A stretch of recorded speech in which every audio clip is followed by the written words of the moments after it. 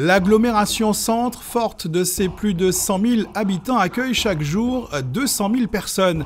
Ce sont 175 000 véhicules qui convergent chaque jour vers Cap Excellence, où traversent les 3 communes du territoire. Les conséquences de cette affluence sont visibles de tous et les nuisances liées à ce trafic intense sont nombreuses. Dès 2014, les élus de Cap Excellence ont donc décidé de proposer une offre de transport public maillant le territoire afin de relier les pôles d'activité. Une initiative qui répondait à l'appel à projet national lancé sur le transport public. Mais on s'est rendu compte que des pans entiers de notre agglomération restent quand même isolés. C'est un peu comme si nous n'aurions rien fait si nous ne répondions pas à une urgence qui est celle de la mobilité des habitants, des citoyens, de nos compatriotes qui vivent dans des quartiers, mais qui ne peuvent pas simplement, sauf s'ils ont un véhicule personnel et encore, se déplacer, aller sortir de là où ils habitent, dans les quartiers rénovés ou pas, pour aller chercher de l'emploi ou pour aller à leur travail, pour aller dans une administration, pour aller dans un centre commercial, pour aller au centre-ville, pour aller à des loisirs sportifs ou culturels. Et donc, lorsque nous avons pensé la réponse sur l'appel à projet, il s'est imposé que, en reprenant ce qui avait été décidé par le syndicat mixte des transports dans sa première mouture, qui était un syndicat de réflexion, et qui, dès 2008, avait intégré que ce qui est la base du projet actuel, qu'il fallait faire sur le cœur urbain, un TCSP, c'est-à-dire un transport en site propre, c'est-à-dire réserver un espace sur la chaussée qui permette de faire se déplacer soit un BHNS, c'est-à-dire un bus à haute qualité de service, soit un tram. Ensuite, ce sont des considérations différentes qui permettent de choisir entre les deux, en tout cas, mais qui permettent dans tous les cas de figure de faire se déplacer dans l'agglomération un réseau avec régulier, qui assure du transport public avec un temps de déplacement qui est absolument fixe, avec des amplitudes de fonctionnement qui soient absolument définies, le soir, les jours fériés, et qui permettent surtout de relier les points les plus sensibles de la zone urbaine de l'agglomération. Lancé il y a maintenant 3 ans, le projet de transport collectif en site propre de Cap Excellence est intimement lié au nouveau programme national de renouvellement urbain du territoire communautaire. Le NPNRU, qui concerne les 7 quartiers prioritaires politiques de la ville définis par l'État en 2014, devra se mettre en œuvre avec le TCSP.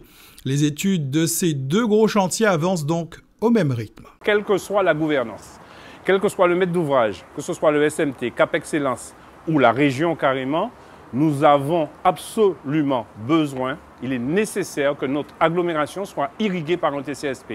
Donc Cap Excellence étant, je dirais, particulièrement intéressé, nous avons demandé au SMT de nous permettre de réaliser toutes les études d'impact, les études de dimensionnement, les études même de marché pour pouvoir lancer ce TCSP. Donc pour l'instant, nous avançons. Je rappelle aussi que l'État a investi à l'occasion de l'appel à projet national près de 30 millions, c'est-à-dire le 2e projet de France sur 170 projets. Donc l'État a fait son job de son côté. Nous continuons en matière d'études jusqu'à ce qu'on arrive à la fin de ces études qui sont prévues pour cette année. Donc à la fin de l'année 2017, nous aurons terminé les études et nous serons en mesure soit de continuer, soit de remettre au SMT et au Conseil régional l'ensemble de nos études pour qu'on puisse avancer. Alors, il faut savoir que par rapport à l'appel à projet, nous étions sur un tracé qui partait du nouveau CHU, qui irriguait l'ensemble des opérations de rénovation urbaine et de résorption de l'habitat insalubre jusqu'à Pointe-à-Pitre.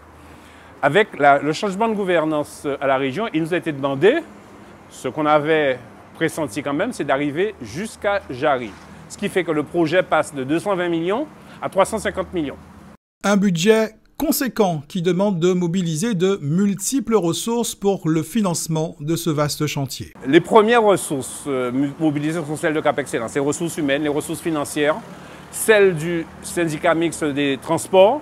Et puis nous espérons obtenir le financement principal, je dirais les subventions principales qui tournent autour d'une subvention régionale, une subvention fédérale et une subvention conseil départemental. Il y a aussi, avec le Conseil communautaire, nous avons démarché l'Union européenne. Nous sommes allés à la BEI, la Banque européenne d'investissement, qui elle aussi est prête à nous soutenir, soit en prêt relais, en attendant les subventions, soit carrément avec des subventions très proches du taux zéro. Donc tout ça est en cours de discussion. Il faut reconnaître aujourd'hui que ce sont les pouvoirs publics qui doivent se mettre d'accord sur le financement de ce TCSP, en sachant que l'ANRU y est particulièrement attaché et qu'au titre de l'appel à projet lancé par le gouvernement, l'ANRU a déjà cotisé à peu près 10% du projet pour qu'ils sortent parce qu'ils sont conscients que c'est avec un TCSP qu'on va mutualiser les équipements. Ce projet de transport collectif en site propre a été l'occasion pour Cap Excellence d'expérimenter une gestion prévisionnelle des emplois et des compétences territoriales. Un GPECT qui, depuis, a été étendu à l'ensemble des grands chantiers du territoire communautaire, comme celui du centre hospitalier universitaire, du lycée de Bainbridge ou du centre des arts et de la culture à Pointe-à-Pitre. Pour la première tranche du chantier du TCSP, les services de Cap Excellence prévoient environ 600 équivalents temps plein pour la construction. À cela devraient s'ajouter 150 contrats à durée indéterminée dans une multitude de métiers pour la gestion de ce nouveau service. Des emplois directs créés, mais aussi des retombées sur l'ensemble de l'activité économique du territoire des communes de Baie-Mahault, Pointe-à-Pitre et les Abîmes. Ce qu'on espère, c'est mutualiser les équipements. Par exemple, quand le centre des arts sont en fonction, quand vous avez un TCSP qui attend la sortie des spectacles, forcément, vous rentabilisez les équipements parce que plusieurs personnes qui n'avaient pas accès à ce genre d'équipement culturel, parce que ça se termine en général vers 23h minuit, quand vous n'avez pas de voiture, il n'y a pas de bus, vous n'y allez pas. Dès lors que vous savez que quand vous sortez, comme ça se fait dans beaucoup de grands pays, vous sortez d'une salle de spectacle importante, centre des arts, Renaissance, voir l'équipement du Gosier, eh bien, vous allez au spectacle et par cela même, vous accédez à la culture, mais vous permettez aussi de rentabiliser les équipements culturels dont on sait que l'équilibre financier est difficile. L'autre élément très important et non négligeable sur les retombées du TCSP, c'est qu'on s'est aperçu dans nos enquêtes que le budget des Guadeloupéens était grevé de 30% pour le transport. Alors on ne dit pas que tout le monde, tous ceux qui sont engagés à hauteur de 30% dans leur budget, va se dire bon, moi il y a un TCSP, je le prends. Mais en tout cas, les Guadeloupéens ont la possibilité d'avoir une augmentation de leur pouvoir d'achat dès lors qu'ils accepteront de prendre un transport collectif en site propre et donc de ne pas être dépendants totalement des véhicules particuliers. Quand vous savez que vous laissez votre voiture à Viard ou à Sainte-Anne et qu'un transport maritime vous dépose à Bergevin et que vous savez que là vous trouvez un tram qui 10 minutes après vous dépose à la sécurité sociale, à la mairie, au cinéma, au supermarché ou autre, vous n'hésitez pas de le faire. Tant que vous n'avez pas cela, et vous mettez la charrue avant les bœufs et vous ne pouvez pas voir se développer ces transports alternatifs.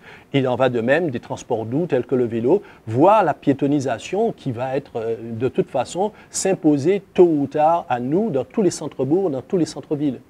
Voilà, donc c'est indispensable pour l'agglomération, c'est indispensable pour la Guadeloupe. Parce que, je vais dire, gérer le nœud du transport sur le cœur urbain, c'est permettre de faciliter tous les déplacements interurbains et permettre les connexions entre les différentes agglomérations.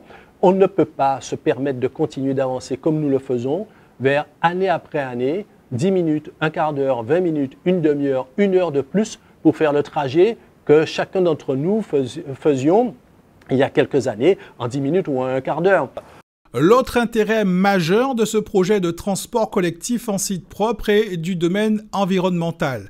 Mettre en place un TCSP, c'est contribuer au développement durable de l'archipel de Guadeloupe. Cela nous a permis de monter un partenariat avec Guadeloupe ENR, qui est une SEM que nous avons montée avec le CIMEG, qui permet de produire de l'électricité à partir de sources renouvelables pour le TCSP. Mais du coup, puisqu'on l'a fait, eh bien, on produira beaucoup plus pour équiper, permettre d'alimenter des bâtiments publics, des gares qui seront autour du TCSP. Donc, une amélioration de l'indépendance énergétique de la Guadeloupe et forcément, de l'autre côté, une diminution de la production de gaz à effet de serre. Le but, c'est d'avoir moins de voitures en circulation.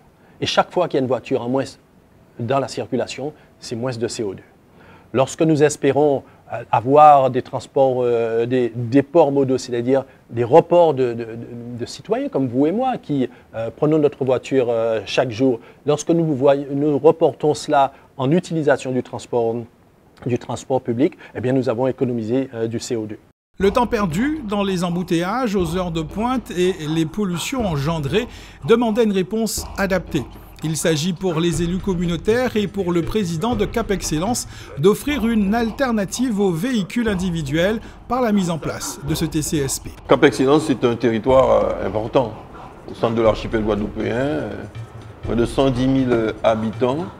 Nous avons 175 000 véhicules qui empruntent quotidiennement le territoire communautaire.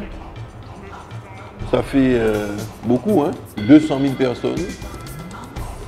Nous avons évidemment réfléchi à un transport durable, propre, accessible au plus grand nombre, personnes âgées et handicapées particulièrement. Et dans ce cadre-là, nous proposons un transport collectif en site propre, qui est un mode opératoire et qui peut permettre à la fois le tramway moderne, propre, accessible, mais aussi les bus à haute qualité de service qui est un peu hybride entre le bus traditionnel et le tramway. Ceci s'inscrit évidemment dans un plan de financement pour lesquels les partenaires, notamment la région, une collectivité majeure, mais aussi les villes membres, Abim Pointe-à-Pitre, Bémao, seront sollicités, l'État.